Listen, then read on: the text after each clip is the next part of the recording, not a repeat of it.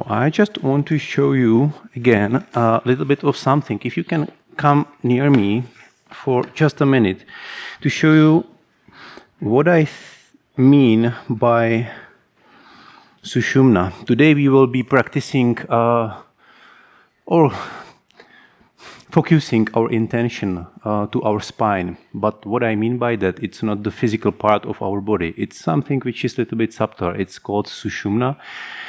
It's like a thing that connects us to universal unconsciousness or God, whatever, however you name it.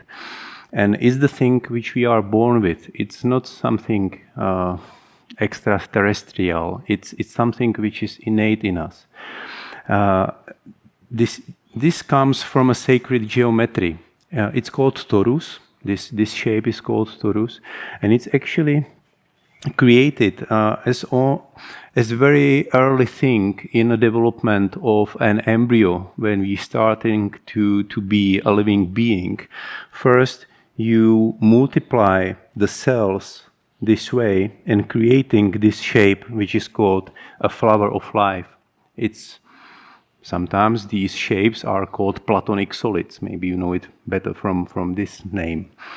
And then when creates this shape, it like collapses inside and create this shape of torus, like an apple, with the hole inside. And that hole inside, it's actually SUSHUMNA. That's the stream we have inside of us. And that's where padmas or chakras lie in. And through that, we can awaken that again, and we can get reconnected, and that's the state of expanded consciousness, because we are getting behind the borders of our normal awareness. We are getting into, Jung would call it unconsciousness, because we are not aware of that. And then there is collective unconsciousness, which is even bigger. So SUSHUMNA means that's the stream inside of, not directly in a spine, because it's not in a physical body, but it's there.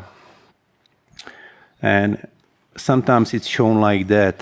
There is a main stream, that's SUSHUMNA, that's inside, and first we need to somehow regulate these two nadis, Ida Pingala, before. We will talk about it today in the evening. If you want to come, I will have a lecture on Kundalini, on energetic body, on chakras, nadis, and how we work to awaken this psycho-spiritual energy.